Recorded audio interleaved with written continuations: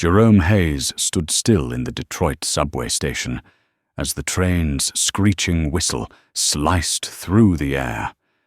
And in that instant, the 12-year-old boy understood that this world would never spare anyone who wasn't strong enough to survive. The shouts from the streets above, the distant wail of police sirens, and the ragged breaths of his mother coming off her third shift blended into a bleak soundtrack of the childhood he was forced to grow up inside. But what no one ever saw, especially those who called him the kid who would never amount to anything, was the look in Jerome's eyes, where fear was sharpening into something far more dangerous. He didn't just observe the world, he analyzed it, dissected it, understood it in a way no one his age could. The crumbling buildings, the rusted fire escapes, the trash-clogged corners, all of it became data streaming through his mind, forming patterns he didn't yet realize would become the foundation of an algorithm that would one day transform the aviation industry. But before he became the man capable of bringing down an entire airline with a single phone call, Jerome was a skinny kid who had to run fast every afternoon after school just to avoid the street gangs. His mother, Linda Hayes, was a tiny woman, but stronger than any metal that could be forged in a steel mill. She worked at a laundromat from 5 in the morning, cleaned houses at noon, and served tables late into the night. She slept 4 hours a day, but every time she looked at her son, her eyes lit up, as if trying to push him further than the life she had lived. "You have to get out of here, Jerome," she always said, placing her calloused but warm hand on his cheek. "You have a mind that cannot be wasted in this place." And Jerome listened. Jerome understood. But the world did not easily allow a poor black child to believe in a bright future. At school, when he answered every question correctly on the advanced math test, the teacher looked at him with suspicion and condescension. "You sure you didn't cheat, Hayes?" Light question that cut like a blade. His classmates laughed whenever he read books about economics during recess. Fake Einstein, sit down. Poor kids don't get to act smart. But the moment he stepped into the Detroit Public Library, where the smell of old paper mixed with the hum of a tired air conditioner, Jerome felt the world stretch thousands of kilometers wider. There he learned about stocks, about markets, about the movement of money. He saved his earnings from delivering newspapers to buy his first 3 shares. Those rain-soaked newspapers, his freezing hands every dawn, and his sprinting through dark streets eventually earned him $47. A tiny number to the world. A universe to Jerome. When Jerome turned 14, a night fell over Detroit with a complete blackout. Every house drowned in darkness, only the chaos of shouting down the street, cutting through the night. His mother still wasn't home, and he sat in a room lit only by a flickering candle. He opened his worn notebook and wrote numbers one by one. He didn't know he was sketching the earliest lines of the aircraft optimization algorithm the entire industry would one day study. In the dark, he thought, "One day I will get out of here. I have to." That night, he made a promise that would stay with him for life. At 16, one of the saddest twists of his life hit. His mother was caught in a late-night shootout between 2 gangs on her way home. They hadn't targeted her, but bullets don't care who is innocent. She survived, but she could never work the same brutal jobs again. Jerome watched her trembling hands, saw her collapse for the first time, and felt his heart break.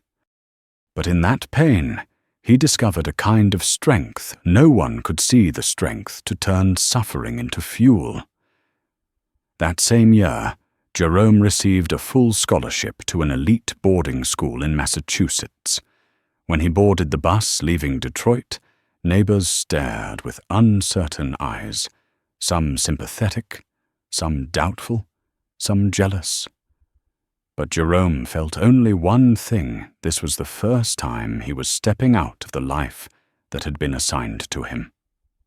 At the new school, Jerome immediately saw he was unlike anyone else there.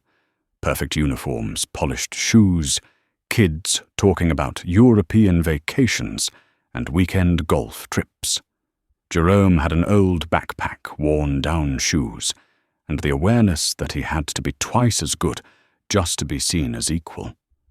Even when he answered every question fluently in economics class, some teachers still frowned. His classmates whispered behind his back, but no one knew that every night Jerome sat under his dorm desk lamp, reading 5 more chapters. No one knew he recorded market fluctuations for an entire year, as if he were decoding a cosmic secret.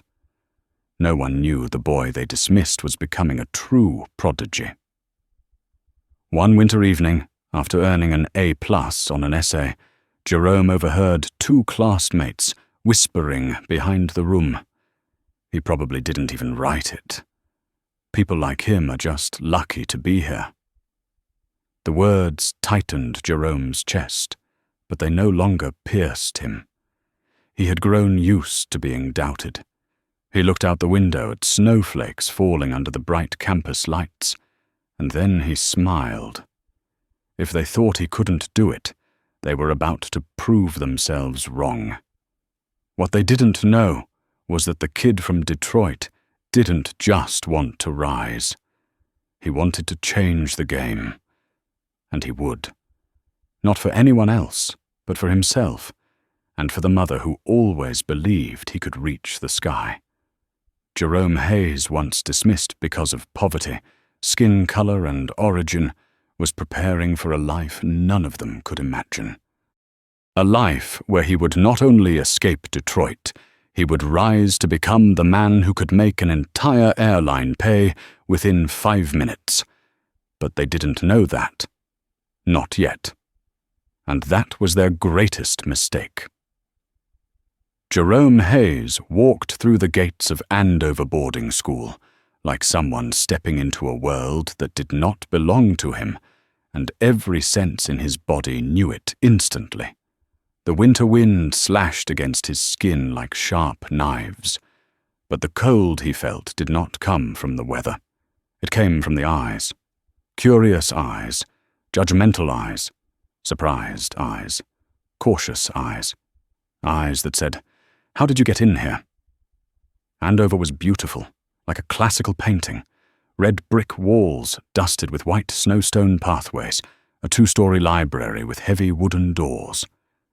Its elegance was undeniable, but it radiated the coldness of exclusion, a cold Jerome felt more sharply than any gust of wind swirling around him. The first orientation meeting for new students took place in the grand hall.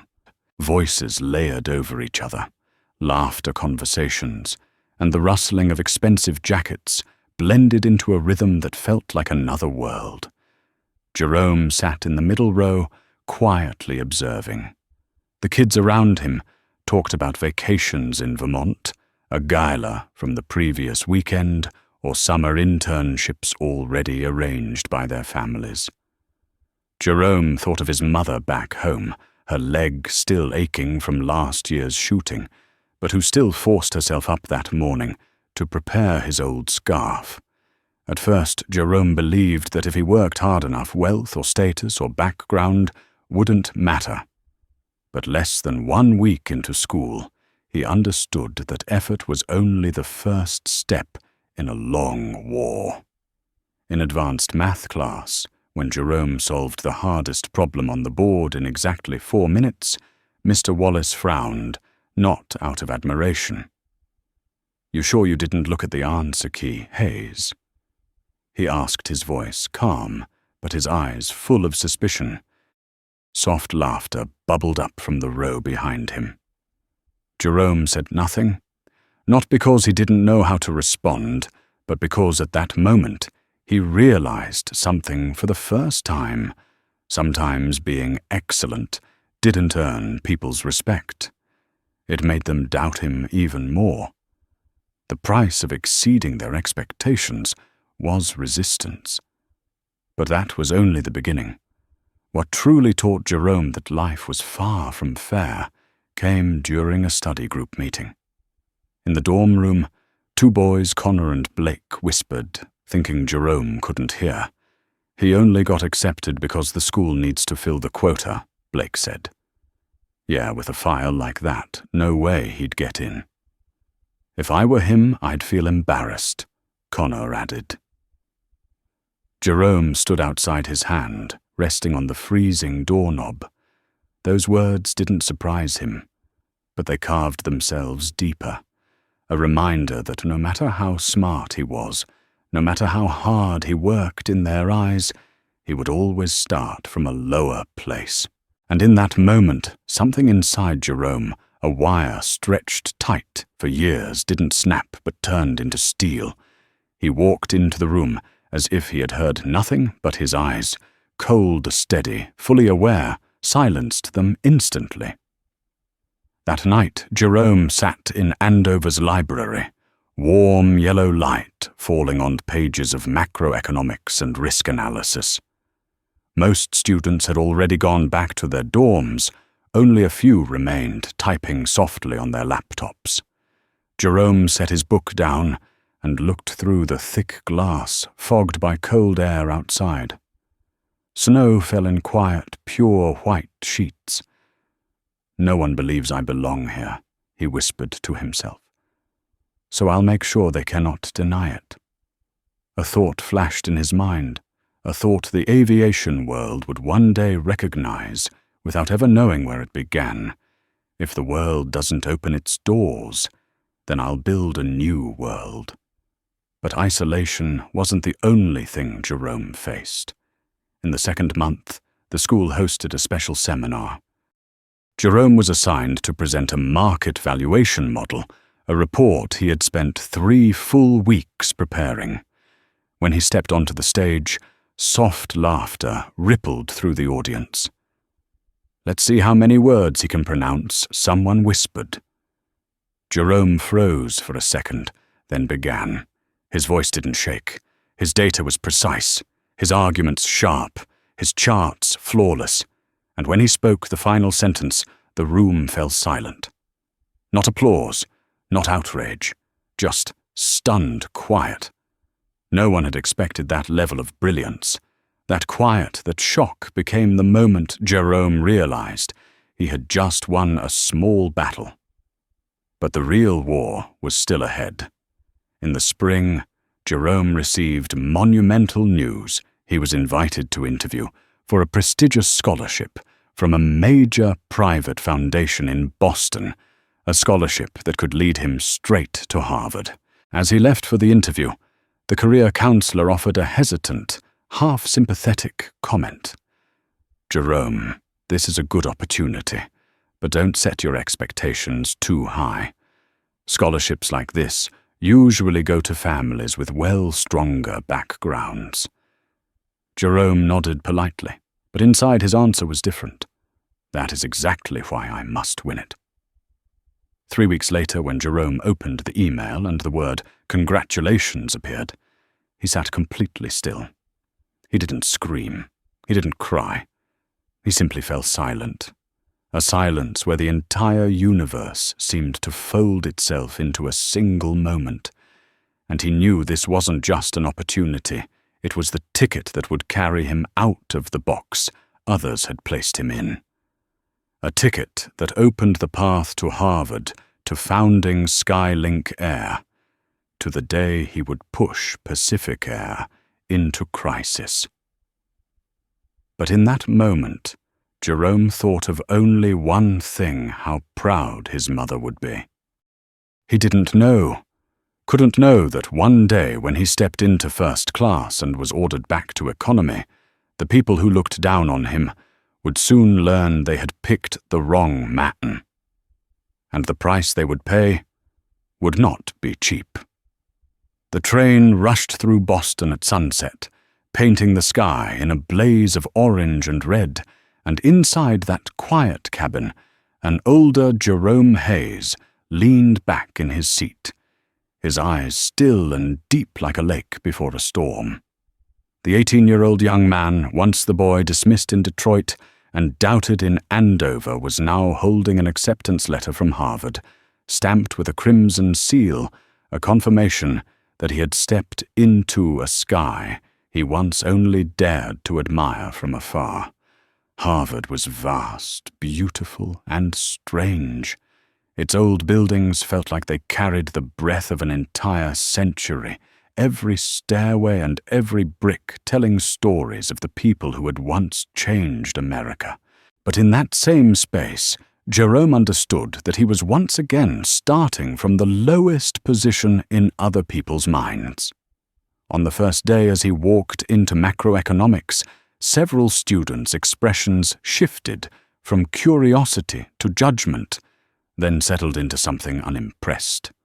Simple clothes, a slightly worn backpack, and silence, three things that made it easy for others to box him in as a scholarship kid from a poor neighborhood who was probably more lucky than talented. But they were about to learn how wrong they were, and the lesson would not be gentle. The first exam was returned after 3 weeks. The room fell silent when the professor set an A+ on Jerome's desk. A student behind him whispered, "No way." The professor stared at Jerome a little longer than necessary before saying, "You have a different way of observing. Keep it." But that was only the beginning. One winter night, while wind howled against the dorm windows, Jerome sat in the only lit room on the 3rd floor. In front of him were statistics, tables, mathematical models, and stock charts beating like the pulse of the global economy. He was writing a paper for data science, an assignment requiring a model to predict fuel prices in the transportation industry. Most students chose the easy route, a linear model and a few stable variables. Jerome was different. He didn't want to predict a number, he wanted to predict an entire landscape. He built a multi-layered algorithm, simulating global oil market shifts, airline reactions, seasonal patterns, and dozens of seemingly unrelated factors that in truth were deeply interconnected. When he submitted his paper, the professor stared at him for a long moment before saying, "If this model works in the real world, you will change an entire industry." Those words would follow Jerome for years, but when he heard them, he only bowed his head, partly because that was his nature, and partly because he knew praise would not protect him from what lay ahead.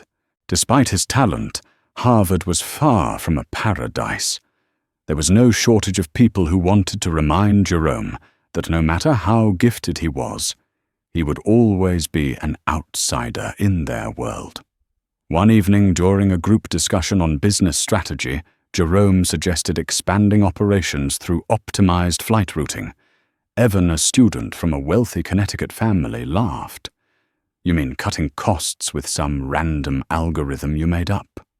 "Jerome, people like you usually don't understand how big companies actually work." The words hit Jerome's pride harder than any math problem ever could. But instead of arguing, he looked at Evan for a long moment, his face calm, but not his eyes. "One day I will build a company so big that people like you will have to rethink everything." With that thought, he turned the page and continued writing. No need to debate. No need to prove himself. Silence could be sharper than words. In his final year at Harvard, Jerome entered a national business strategy competition. His team presented a fuel cost optimization model for airlines, using an algorithm Jerome had developed himself. The judging panel included leaders in aviation and finance. When Jerome finished presenting, the entire room went silent, a silence so heavy it could be felt in his own breath. A CEO asked, "Did you study finance or engineering?" Jerome answered, "Both." Another judge asked, "You came up with this idea yourself?" "I observed from real life," Jerome replied. A simple answer, but a layered one. They didn't know that Jerome's real life included blackout nights in Detroit, long hours in libraries, the scent of old pages stained with forgotten ink, and the quiet nights he stood by his dorm window, watching airplanes take off in the distance. When the competition ended, Jerome's team won by a landslide, and only a few weeks later, he received an admission letter from Harvard Business School, full scholarship. But even with more achievements than he could count, Jerome still felt one thing remained unchanged. The system always tested people like him harder. At a networking event with investment firms, a senior manager looked Jerome up and down and asked, "You study for an MBA, but you want to go into aviation. Not an easy field to break into." "I don't plan to get in," Jerome said. "I plan to change it." The man laughed a polite laugh, but clearly disbelieving. Jerome stayed silent. His words were not bragging. They were a prophecy that would come true years later, when Skylink Air was born and shattered the old limits of the industry. But for now, as Jerome stepped out of the Harvard Hall on a summer afternoon, the breeze lifting his hair, sunlight washing over the red brick path, he felt only one truth: he was no longer trying to escape Detroit. He was moving forward further, stronger, reaching toward the sky he used to watch as a child. And no one, not the doubting teachers, not the mocking students, not the biased recruiters, could imagine that this young man would one day be capable of bringing Pacific Air to its knees with a single phone call. But destiny was approaching, step by step, quietly, unseen, and that was when it was strongest. Jerome Hayes stood in the small temporary office he had rented in Atlanta, the fluorescent lights casting a tired glow on his eyes, red from weeks of sleepless nights. The old wooden desk was buried under sketches, models' notes, and stacks of low-cost aircraft lease contracts. But what truly mattered was the whiteboard in front of him, covered in layers of equations, arrows, charts, and symbols drawn over one another, like a map pointing straight into the future. And that future began in this cramped room. Jerome stared at those markings, which to an outsider looked like chaotic scribbles, but to him formed a complete operational blueprint for a new airline. An airline unlike anything America had ever seen. An airline that would soon make Pacific Air United global, and even the oldest giants nervous. Its name, Skylink Air. The idea had not come from a luxurious boardroom, but from blackout nights in Detroit, where a young boy sat under candlelight, drawing connections between things that seemed unrelated. If an airline reduced cabin cleaning by 5 minutes, if flight routes were designed like a grid, if scheduling was calculated by real demand instead of fixed timetables, if employees were trained under a philosophy of respect rather than obedience. Those ifs combined into a new theory, a quiet revolution. But to bring it into reality, Jerome needed capital people airplanes, and the trust of those who did not trust him. The early days of fundraising were not filled with open conversations or praise.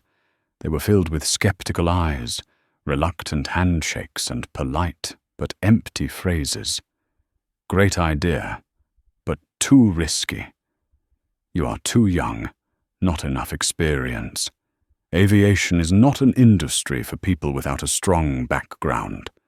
One investor placed the pitch book on the table as if it weighed twice its actual mass and said, "In 30 years, I have never seen a new airline survive longer than 24 months. Jerome looked him straight in the eye. Then I will be the first." The man laughed a laugh full of pity, but he didn't know Jerome had been hearing that kind of laugh since the days he stood in an Andover classroom, being doubted for solving equations too quickly. Jerome left the meeting and stepped out into the scorching Atlanta heat. But the fire burning inside him was not anger, it was resolve. "If they do not believe, I will make them see." A few weeks later, Jerome found 2 old Embraer 170 aircraft from a regional airline that had just gone bankrupt. The fuselage was scratched, the seats worn, the luggage bins slightly shaky. But they were cheap and, more importantly, enough to begin. Standing inside the empty cabin, staring at the thick layer of dust on the floor, Jerome felt his heartbeat thundering. This was it, the starting point of everything. He placed his hand on the armrest, closed his eyes, and took a deep breath. One day aircraft like this will carry my name. But airplanes were only the first step. Jerome needed people. Yet the aviation industry was notorious for cutting flight attendants who were too old technicians, who did not fit the company image, or staff who did not match the brand standards. Those very people became the perfect team for Skylink Air. In his first interview session, a nearly 50-year-old flight attendant, Maria Thompson, looked at Jerome with eyes too tired to hope. "My last airline let me go because they said I no longer fit the brand image." "And what is your image?" Jerome asked. "Someone who has done this job for 25 years and still loves it," she whispered. Jerome smiled. "Then that is exactly the image Skylink needs." The decision spread quickly. Within months, Jerome gathered a team abandoned by other airlines, people with skill experience and a longing to be respected. A group of captains forced into early retirement, a maintenance specialist who once served in the military, a group of young flight attendants rejected for not fitting the so-called ideal look. To the industry, they were rejects. To Jerome, they were the foundation of an empire. On Skylink's first inaugural route, Atlanta to Charlotte, the airline sold only 57% of its seats. No one expected much from a brand new carrier. But at 7:03 in the morning, when Skylink's first aircraft lifted off the runway with a roar, Jerome stood by the airport window, hands clenched into fists. No one knew the man in rolled-up sleeves watching from the terminal was the CEO. No one knew he had spent countless nights calculating every drop of fuel. No one knew that behind that calm expression was a lifetime spent pushing against prejudice. But Jerome knew. And that was enough. As sunlight hit the fuselage, reflecting the fresh paint of the name Skylink Air, Jerome felt his throat tighten. That little aircraft was now proof that people once dismissed could build something an entire industry had to reconsider. But this was only the first chapter. From 2 aircraft, Skylink expanded to 5. From 5 to 12. From 12 to 35. Jerome's fuel optimization algorithm began drawing attention. Airports recorded that Skylink flights were always on time. Passengers called it the airline that respects you. As Skylink soared higher, Jerome was invited to speak at an aviation conference. When he stepped onto the stage, the entire room fell silent. Not because they knew who he was, but because they did not expect someone young black from Detroit to stand in that place. In his speech, Jerome talked about dignity, the core of airline service. Not technology, not strategy, not profit. People are not passengers. They are the center of every decision. A major airline executive whispered to his colleague, "Nice slogan, but not realistic." Yet 6 months later, his airline was forced to overhaul their service model after Skylink took a huge chunk of their market share on 3 key routes. At 37 years old, Jerome, once mocked in Detroit, doubted at Andover, underestimated at Harvard, had become the CEO of the fastest-growing airline in America. But as he stood watching the Skylink fleet lined up on the runway one autumn morning, Jerome knew everything he built was only the lead-up to the biggest challenge of his life. A challenge waiting for him in first-class seat 2A of Pacific Air. A challenge named Catherine Miller. A challenge that seemed small, but would ignite a storm that would bring an entire aviation industry to its knees. Jerome had no idea destiny was already moving toward him, but when it arrived, it would not just change one flight, it would change everything. That morning, the Atlanta sun had barely risen above the horizon, casting a thin, silky layer of light across the glass towers of downtown. But inside Jerome Hayes's penthouse, the only light came from the laptop, displaying the final draft of the biggest deal of his life. The meeting with the Dubai Investment Fund, valued at more than $3.5 billion. A number powerful enough to lift Skylink Air from a rising airline into a global force. At 5:30 in the morning, his phone vibrated when Jerome picked up the voice of Maya Brooks, Skylink's chief operating officer, cut through the air like a sharp blade. "Jerome, you're awake, right? We have new changes from Dubai. They sent over 3 additional market datasets for Southeast Asia last night. I need you to review them immediately. No greeting. No small talk. That was Maya. A strategic mind, a 37-year-old black woman, sharp as steel, who had been with Jerome since the days Skylink had only 2 aircraft. Jerome opened the file while responding. I'm looking at it now. The Seoul Singapore segment needs an updated fuel cost projection. Did Carter send anything else? Maya let out a small laugh, edged with sarcasm. Devin called me at 3 in the morning. He said if Dubai makes one more change, he's flying over there himself and bringing sleeping pills. Devin Carter, Skylink's chief financial officer, 41 years old, a finance prodigy whose eyes always seemed half asleep, but whose calculations hit every cent with precision. Jerome chuckled a short sound that eased the tension in the room. Tell Devin I need him awake for one more day, Jerome said. Tomorrow we close this deal. No mistakes allowed. But when he hung up, he knew this deal was not just about money. It was the launch pad for Skylink's international expansion entry into major markets, and more importantly, the final step in solidifying Skylink's place as the most progressive airline in America.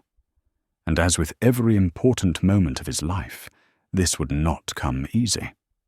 At 7 o'clock, Jerome finished his usual breakfast oats, egg whites and black coffee. Simple, fast, no unnecessary emotion. He put on a dark cardigan, wore glasses instead of contacts, and chose jeans over a suit because today he would fly on Pacific Air as a regular passenger. No CEO, no spotlight. Just a black man walking into first class with a modest leather bag, and that always produced interesting reactions. Jerome liked this, not because he enjoyed being underestimated, but because how people treated him when they didn't know who he was always revealed the purest data. Unfiltered information, and Pacific Air, an old airline, confident to the point of arrogance, was the perfect subject. At the Atlanta airport, when Jerome stepped up to the priority check-in counter, the agent glanced at him once and said nothing except boarding pass. ID. No smile, no warm greeting like the ones offered to white businessmen in tailored suits. As expected, Jerome thought. Observe and note. He entered the first-class lounge, chose a quiet corner, and reviewed the Dubai documents once more. While studying the charts, his phone buzzed again. Devon. Jerome Devon's voice still carried the haze of exhaustion. Dubai wants to add more attendees to the meeting. 2 aviation consultants and a nephew of theirs. He's obsessed with airplanes. Obsessed with airplanes, Jerome repeated. Good. Might be easier to talk to someone passionate about planes than someone only passionate about money. Devon laughed. I'll send you their profiles. Oh, and by the way, I'm on the flight to New York now. The meeting room is set. Tech team is reinstalling the presentation system. Good, Jerome said.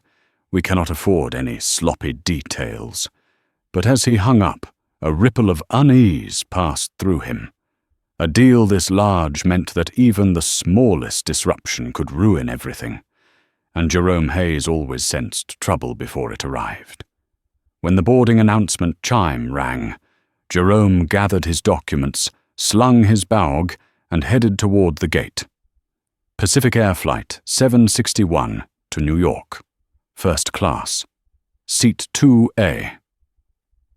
A seat he selected for the clear view, the privacy and the distance from the aisle that allowed him to work without distraction. He gently placed his bag in the overhead bin, sat down, opened his laptop.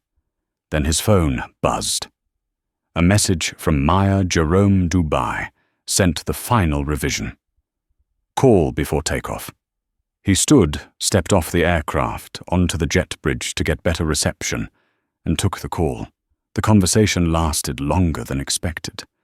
Maya spoke fast, listing every change Dubai had made, every new requirement, every shift in the agreement. When Jerome returned to first class, everything had changed, and changed in a way that sent a deep, heavy thud through his chest like a warning drumbeat. Seat 2A, his seat now, had someone sitting in it, a blonde woman around 50 years old wearing an expensive blazer and a silk scarf, and next to her in seat 2B sat Jerome's bag and documents, moved, removed, without explanation, without permission, without hesitation. And she did not even look at him. Not one glance, not one word, just a single action, the kind he had encountered thousands of times across his life, from Detroit to Harvard, from conference rooms to crowded terminals, a quiet display of contempt wrapped in civility. He stood still for 2 seconds, not angry, not shocked, just silent. Silent as if he had just recognized the final missing piece of a familiar equation. And then that stolen first-class seat would ignite the greatest upheaval in the history of American aviation. But the woman sitting there, Catherine Miller, had no idea. She did not know that Jerome Hayes, the man she deemed unworthy of a second look, was standing right in front of her. She did not know the real power of the person she assumed was just a passenger in the wrong cabin, and she definitely did not know that her small act of arrogance would make Pacific Air pay in less than 48 hours. Jerome took a long breath. It had begun, and he understood from this point on nothing would ever be the same. As Jerome stepped 1 pace deeper into the first-class cabin, the noise from the passengers behind him seemed to fade away. In that moment, the entire cabin felt as though it had tightened into a small stage, and he, a man who had learned to stand still under every prejudiced stare. Life had thrown at him, was preparing to face a performance all too familiar, yet carrying the scent of danger. Seat 2A was still occupied, and Catherine Miller continued scrolling through her phone as if the space around her belonged solely to her.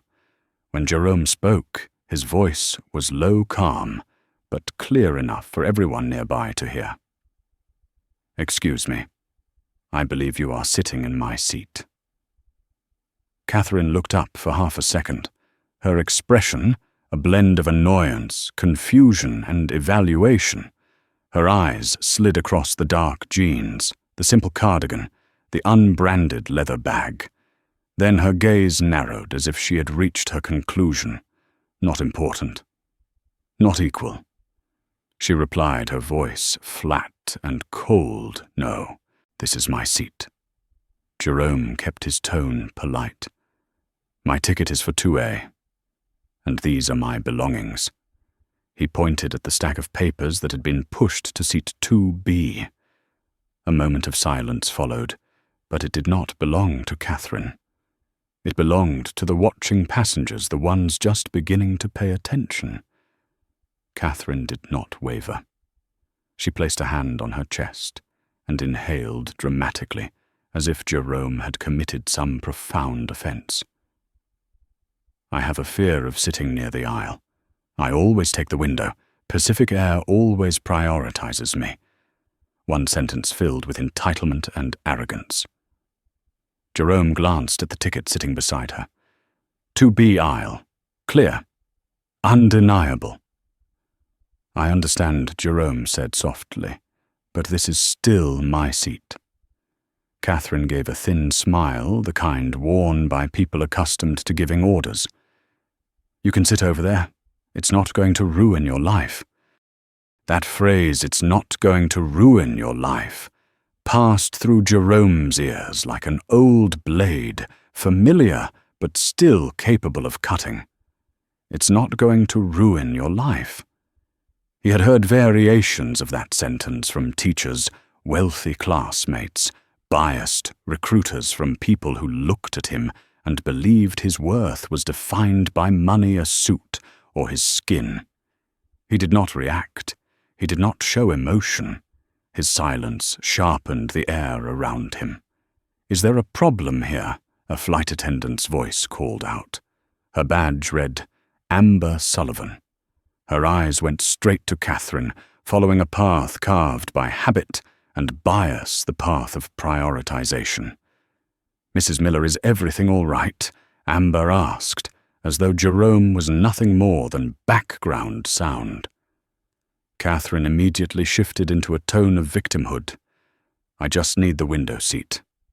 But this man is making it difficult for me.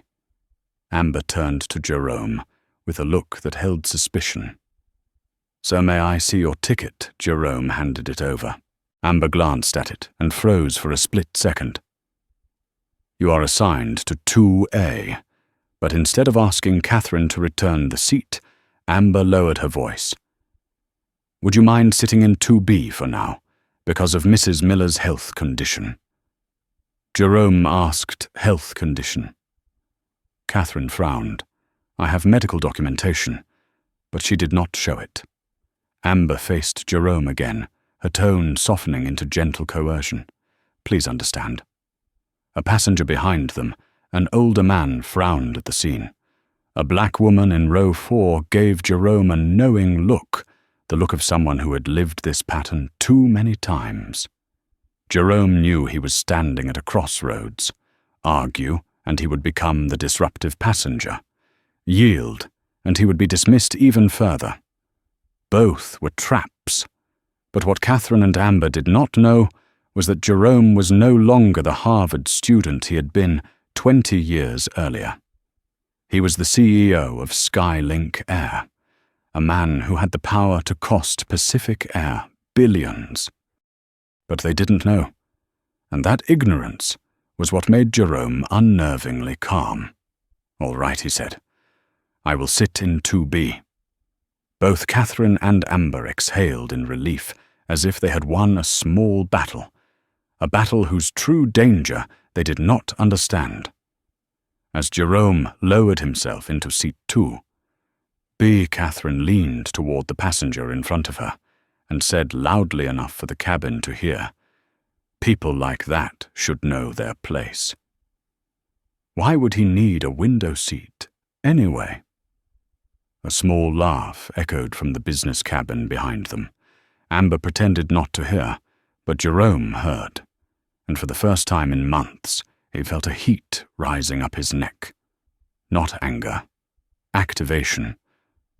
When the flight supervisor approached Daniel Fletcher, Jerome already knew exactly what would happen next, and right on cue, Sir Daniel said to ensure a smooth, first-class experience for our premium customers, we recommend moving you to economy comfort. The seat is a bit wider than standard economy, from first class to economy comfort. Jerome looked straight into Daniel's eyes. He said nothing, no reaction, no argument. A passenger behind them muttered, "Why would you do that? The seat clearly belongs to him." Daniel ignored it. Catherine smirked. Amber avoided eye contact, and Jerome understood Pacific Air had just stepped directly into a massive trap, one of their own making. A trap only the arrogant fail to see. "All right," Jerome said for the second time. One word, light as air. But its consequences would be a hurricane. He rose, gathered his documents, and stepped past Catherine. As he walked by, Catherine whispered, just loud enough for him to hear, "Good. Knowing your place is smart." Jerome did not look at her. He did not reply. But inside him, a door quietly opened. Not a door to anger. A door to strategy. Because what Catherine didn't know was that the man she had just humiliated had the power to reshape the entire aviation industry. And Catherine Miller had just signed Pacific Air's sentence. Jerome walked to economy comfort, sat in the narrower seat with the firmer cushion and the smaller space. But for him, this was not an insult. It was the spark. And only someone with true discipline knows how to turn a slap into a sentence for an entire empire. Jerome leaned back, opened his laptop and began to write. Not the Dubai presentation. A full counter-strike plan. A plan Pacific Air would never be ready for. A plan that would turn Seat 2A into the biggest corporate misstep in recent memory. Only one person in the cabin knew a storm was forming, the person creating it. Jerome Hayes lifted his head, his eyes sharp as a blade. It had begun. Pacific Air would remember his name. The moment Jerome leaned back into the cramped economy comfort seat, the cabin seemed to shrink until only 3 things remained. The screen in front of him, the steady hum of the engines, and the slow, deep rhythm of his own heartbeat, coiled tight like a creature preparing to break free from its cage. 34 years of his life had conditioned him to endure insults wrapped in polite facades. But this time something felt different. Not because he had been pushed out of first class. Not because of Catherine Miller, but because he was on his way to the most important meeting in the history of Skylink Air. And Pacific Air had chosen the worst possible moment to underestimate him. If they thought he would swallow this quietly, like thousands of passengers who had endured similar humiliation, they were about to prove how badly they had misjudged their target. The plane trembled gently as it lifted off the runway, and the instant the wheels left the ground, Jerome opened his laptop. A blank email page appeared. His fingers hovered over the keyboard. But instead of writing a message filled with anger, he typed exactly 7 words, capable of triggering a full-scale corporate war. "We need to discuss a new strategy." He sent the email to Maya and Devon. No explanation, no details, just a signal.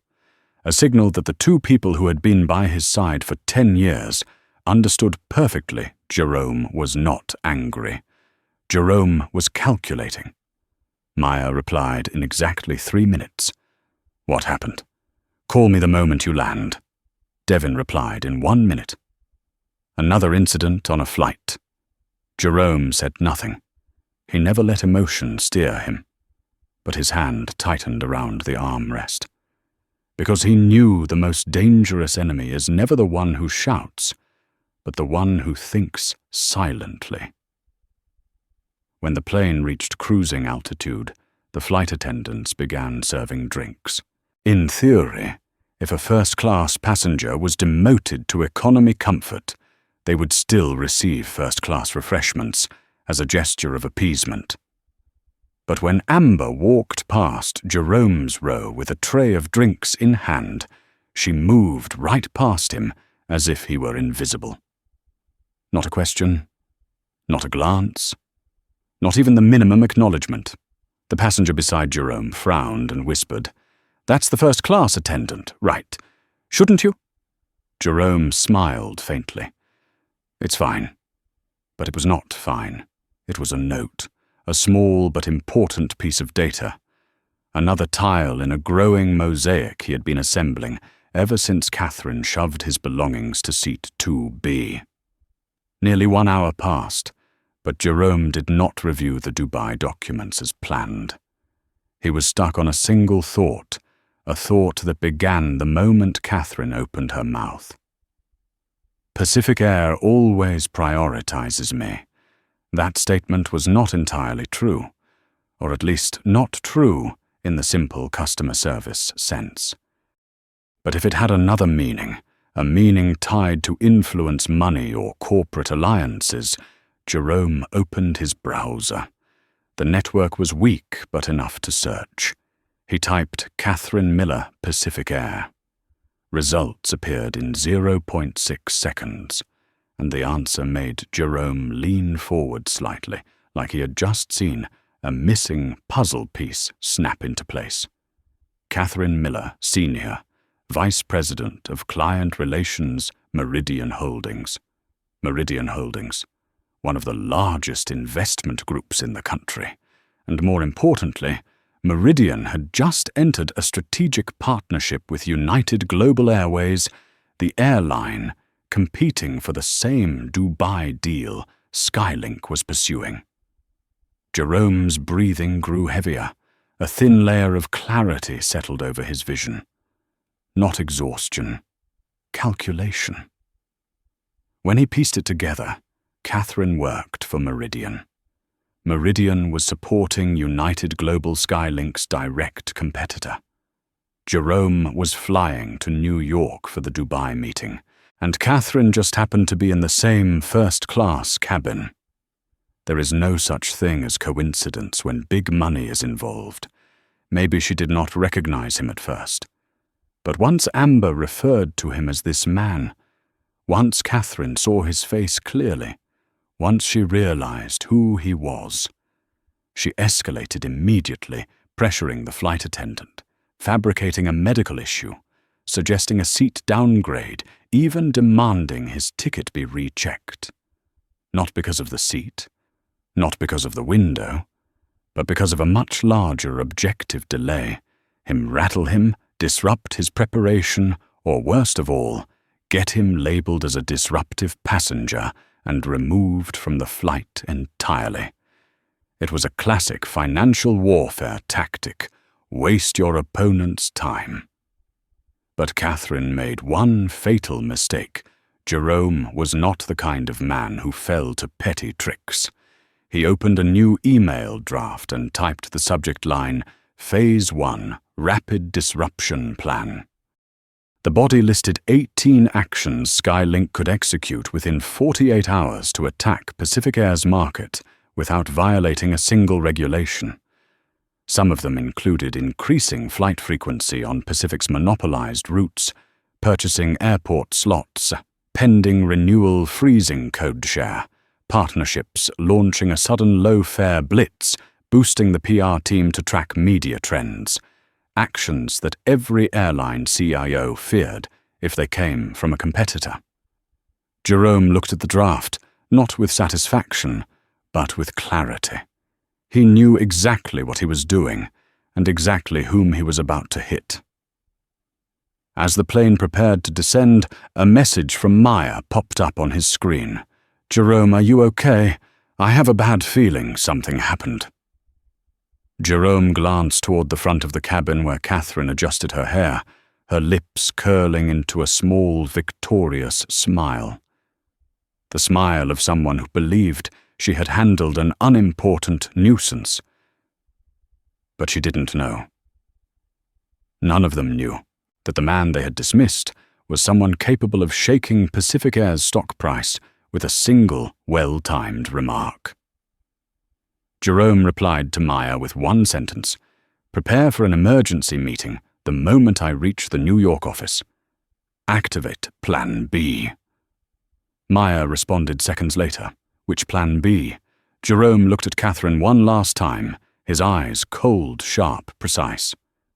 The Plan B we never wanted to use. The plane touched down with a firm jolt, a jolt that marked the beginning of a war. Pacific Air had no idea what kind of force they had awakened, but they would learn. In the next 48 hours, they would learn very clearly, and Jerome Hayes would make sure they never forgot. When the aircraft rolled into the gate, Jerome remained seated for a few extra seconds. Not because he needed to gather his things, but because he was letting the compressed anger inside him settle, not explode, into something sharper than any outburst could ever be strategic intent. Other passengers stood up, reached for carry-ons, chatted about New York weather. But Jerome heard nothing except the slow, deliberate rhythm of his pulse, each beat reminding him this is not just about a seat. This is about dignity, about rivals, about prejudice, about war. As passengers filed out, Catherine Miller walked past him, both hands gripping her jewelry-laden Hermes bag. Her eyes drifted over him, the way someone might glance at something of no value. She smiled, a small, triumphant, icy smile. Jerome simply tilted his head. No words, no reaction, no need, because she had no idea that the smile she just gave him would become the final crease in the downfall of her own career. When the cabin finally cleared, Jerome rose.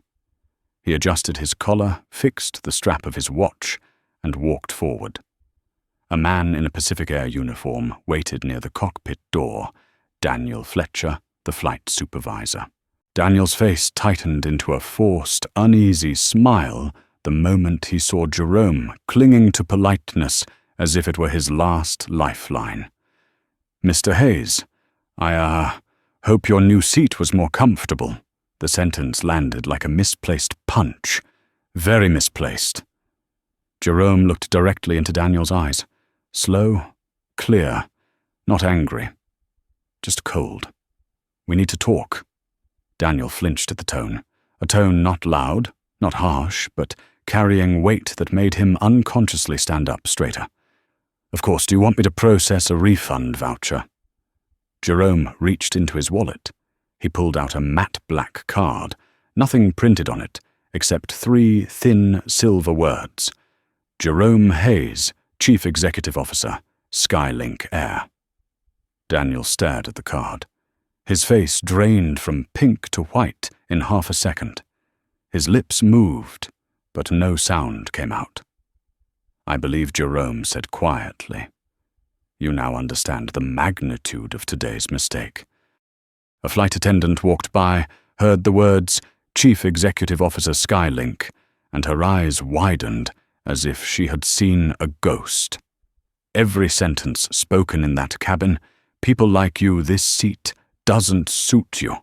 You're being difficult, played back in their minds, like a slow-motion reel. Jerome continued, "I will be contacting Pacific Air headquarters." And when they called back to investigate what happened, he paused long enough to make Daniel feel the full weight of what was coming. "You should be prepared to explain why you denied a passenger's rightful seat, violated seat reassignment policy, and demonstrated preferential bias." Daniel's face turned pale. "Mr. Hayes, I had no idea you were." That Jerome cut in is the problem. One pause, one breath, one final sentence. Integrity doesn't depend on who is standing in front of you. Then Jerome walked away. No glance back. No need. As he stepped off the aircraft, the 2 pilots stood at the door greeting passengers. But the moment they saw the card trembling in Daniel's hand, Both pilots froze. Captain Chambers, who had witnessed pieces of the chaos from the cockpit, frowned slightly.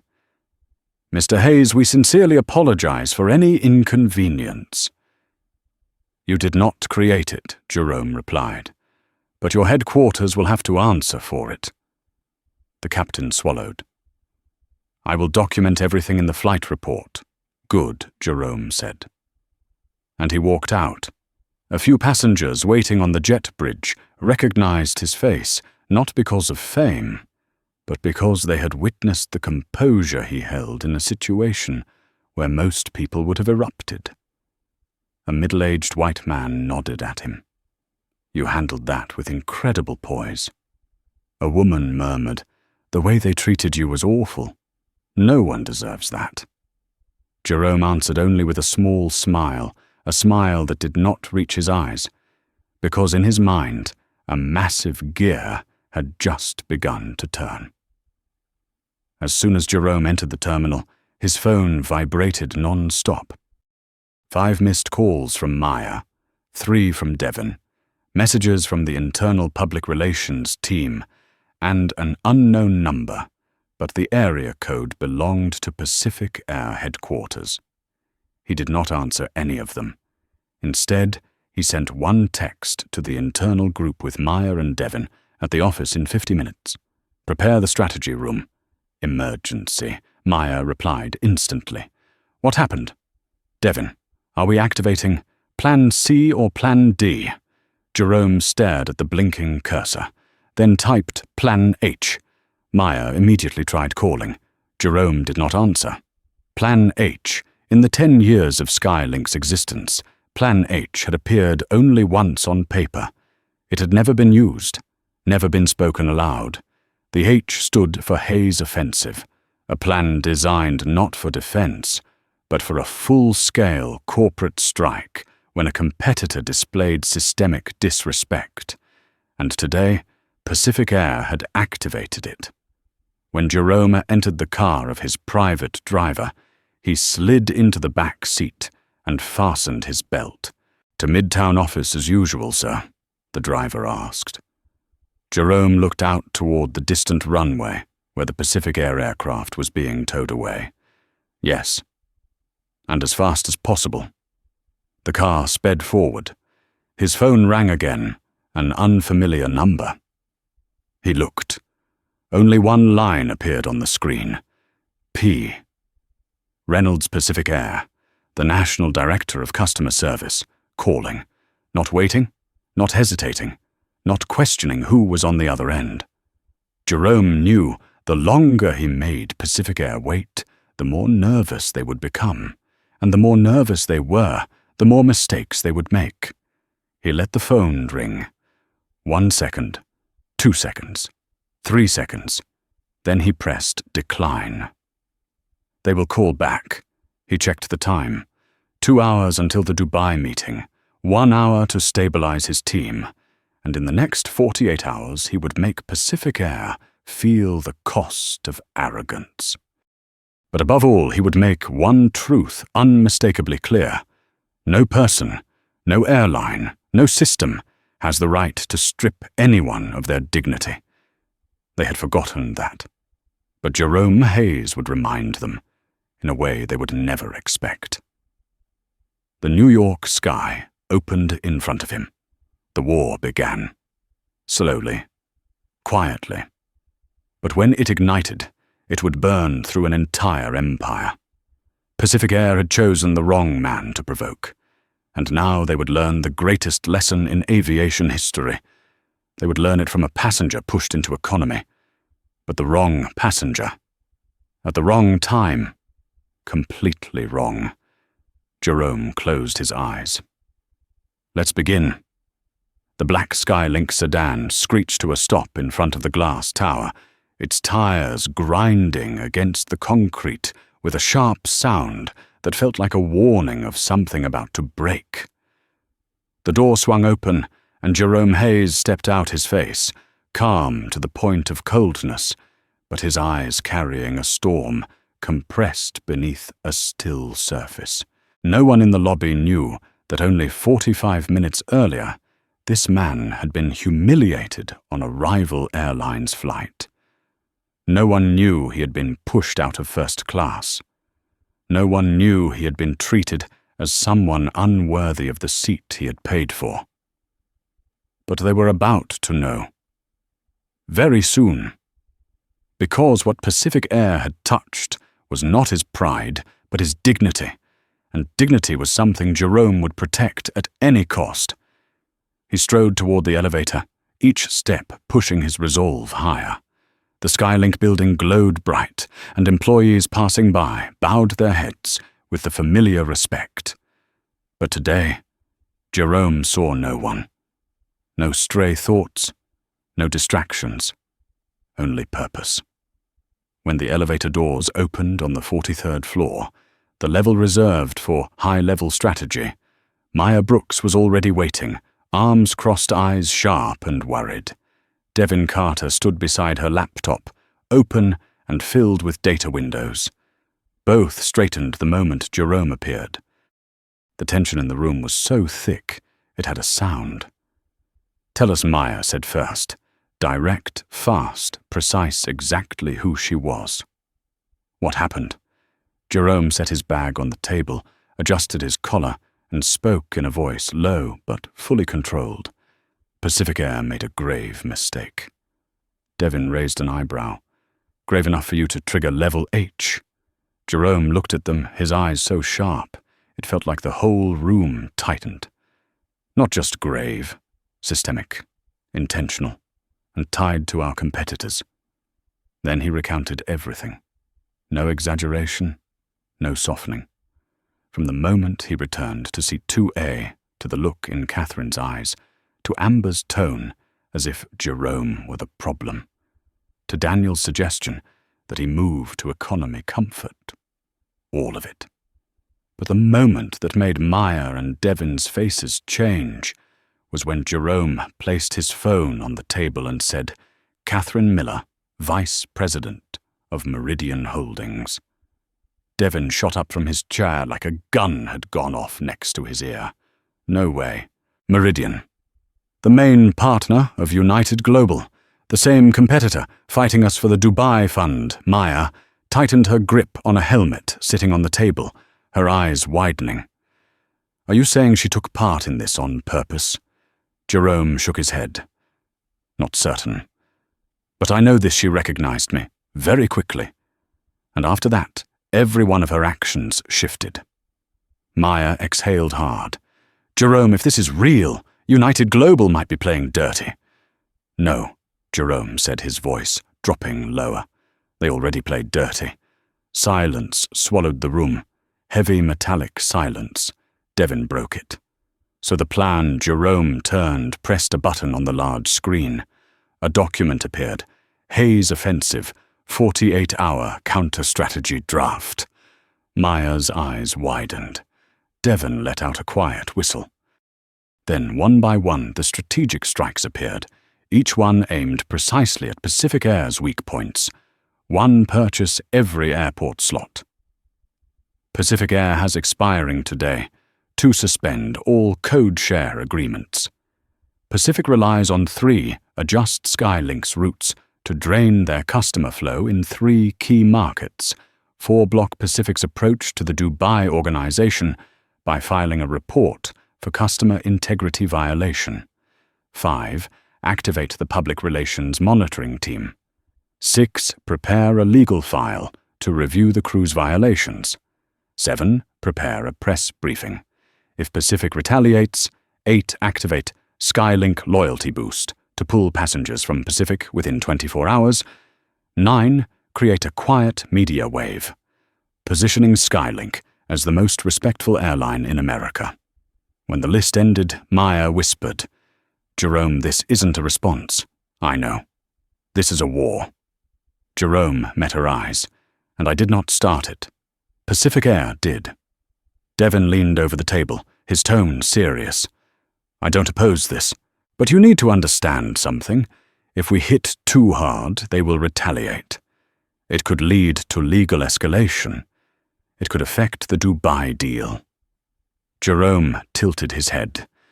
"Devin, Do you really think Dubai wants to partner with a company too weak to defend the dignity of its own chief executive officer? Devon fell silent. Maya answered instead. Powerful investors don't fear storms, they trust the people who can create storms. Jerome nodded. Exactly. He placed both hands on the table, his voice sinking to a deeper, heavier tone. Pacific Air thinks I will stay quiet. They think because I wasn't wearing a suit, because I wasn't carrying a $50,000 watch, because I didn't fly private today. They think I will endure it. A pause. They all waited, but they were wrong. Completely wrong.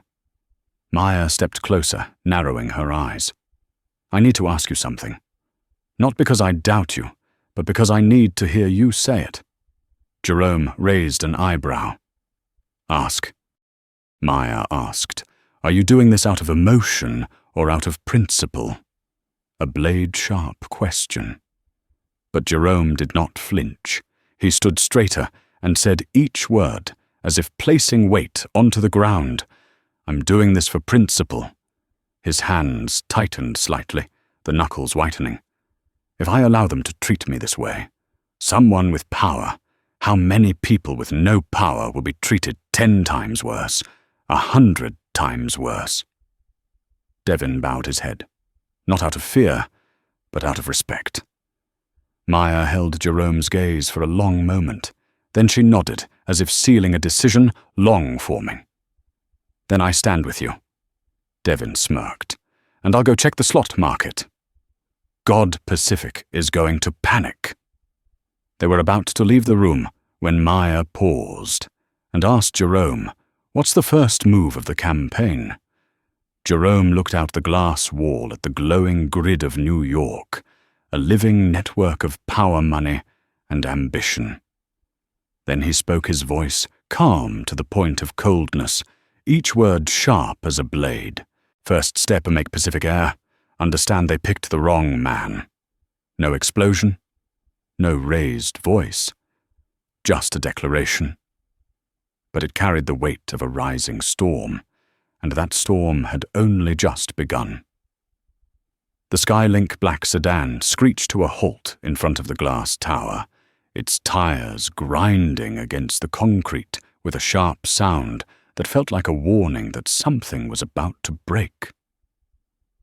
The door swung open, and Jerome Hayes stepped out, his expression calm to the point of coldness, but his eyes carrying the weight of a storm held beneath a perfectly still surface. No one in the lobby knew that only 45 minutes earlier, this man had been humiliated on a rival airline's flight. No one knew he had been pushed out of first class. No one knew he had been treated as someone unworthy of the seat he had paid for. But they were about to know. Soon. Because what Pacific Air touched was not his ego, but his dignity. And dignity was something Jerome would defend at any cost. He strode toward the elevator, each step driving his determination higher. The Skylink building glowed with bright lights. Employees passing by greeted him with the familiar respect they always had. But today, Jerome saw no one. No stray thoughts, no diversions, only purpose. When the elevator opened onto the 43rd floor, the high-level strategic tier Maya Brooks was already waiting, arms crossed, eyes sharp with worry and fire. Devon Carter stood beside her laptop, open and filled with data screens. Both straightened the moment Jerome appeared. The tension in the air was so thick it felt like it hummed. Tell us, Maya said first, fast, direct, precise. What happened? Jerome set his bag down, adjusted his collar, and spoke in a voice low but absolutely steady. Pacific Air made a serious mistake. Devon raised an eyebrow. Serious enough for you to call level H? Jerome looked at them, his gaze so sharp it seemed to pull the entire room taut. Not just serious, systemic, intentional, and connected to our competitors. Then he told them everything. No exaggeration, no omissions. From the moment he returned to seat 2A, to the look in Catherine's eyes, to Amber's tone, treating him like the problem, to Daniel's suggestion that he be moved to economy comfort. All of it. But the moment that made Maya and Devin's expressions shift was when Jerome set his phone on the table and said, "Catherine Miller, Vice President of Meridian Holdings." Devin shot upright, as if a gun had gone off beside him. Impossible. Meridian, the primary partner of United Global, the same competitor trying to win Dubai away from us. Maya's hands clenched the edge of the table, her eyes wide. "You think she did this intentionally?" Jerome shook his head. "Not sure. But I know this, she recognized me. Very quickly. And after that, every part of her behavior changed." Maya exhaled hard. "Jerome, if this is real, United Global is plain dirty?" "No," Jerome said quietly. "They already did." The room sank into silence. Heavy. Metallic. Devin broke it first, so the plan Jerome turned pressed a button on the large screen. A document appeared. Hayes Offensive. 48-hour counter-strategy draft. Maya's eyes widened. Devin let out a low whistle. Then one by one the strategic strikes appeared, each one aimed precisely at Pacific Air's vital arteries. One purchase every airport slot. Pacific has expiring today. 2 suspend all code share agreements. Pacific relies on 3 reroute. Skylink flights to drain Pacific's customer flow in 3 major markets. 4 block Pacific from approaching the Dubai organization by filing an official report for customer integrity violation. 5. Activate the public relations monitoring team. 6. Prepare a legal case to investigate crew misconduct. 7. Prepare a press briefing in case Pacific retaliates. 8. Activate the Skylink loyalty boost to pull passengers from Pacific within 24 hours. 9. Quietly signal to media outlets that Skylink is the most respectful airline in America.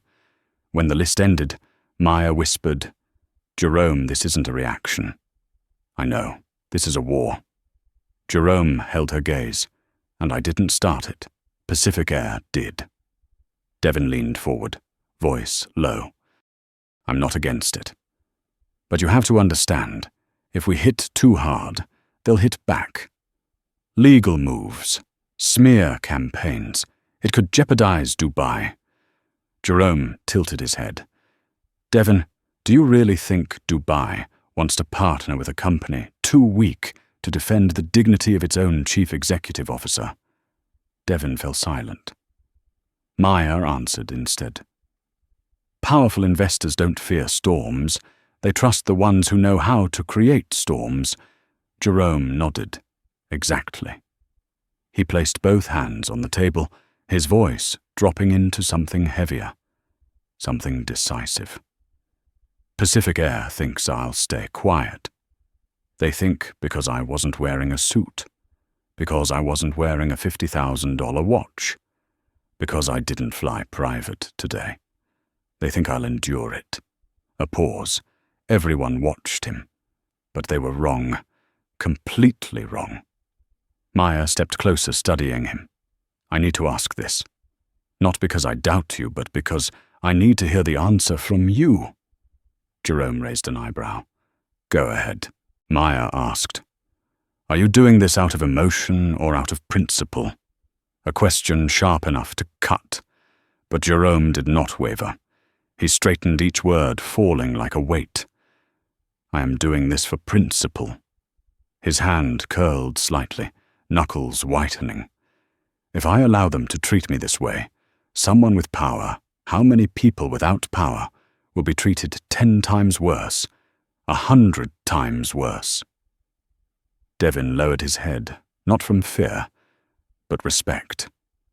Maya looked at Jerome for a long moment, then nodded like someone sealing a decision that had finally matured. "Then I stand with you," Devin chuckled. "And I'll go grab those slots, God help Pacific Air. They were about to leave when Maya turned back. Jerome. What is the first move? Jerome looked out the tall glass windows at the glowing web of Manhattan's lights, a living network of power, ambition, and consequence. Then he spoke calm as ice, but sharp as a blade. First step, make Pacific Air. Understand they picked the wrong man. No yelling. No dramatic flair. Just a declaration. But it carried the weight of a storm rising, and that storm had only begun. In that night, as airports across America dimmed their lights, Jerome Hayes, the man, shoved out of seat 2A, initiated a counterstrike that would shake the entire aviation industry within 48 hours. The war had begun, and there was no turning back. Jerome stepped out of the operations room, leaving behind a sentence that would chill Pacific Air to its core when they heard it the next morning. They did not take my seat. They picked the wrong man. From the perspective of management experts and sociologists, Jerome Hayes's story reveals a sharp and undeniable truth within large systems. Sometimes, a single moment of disrespect is enough to expose deep fractures beneath the surface. What sets Jerome apart is not the authority of a chief executive officer, but his ability to turn an insult into the driving force that reshapes an entire industry. He did not strike back out of ego, but acted to defend a principle that human dignity is not negotiable, and disrespect must carry consequences. If this story made you reflect on how we treat one another, make sure to like and subscribe, so you do not miss the powerful awakening journeys ahead. And before you leave, share a short comment. Keep respect.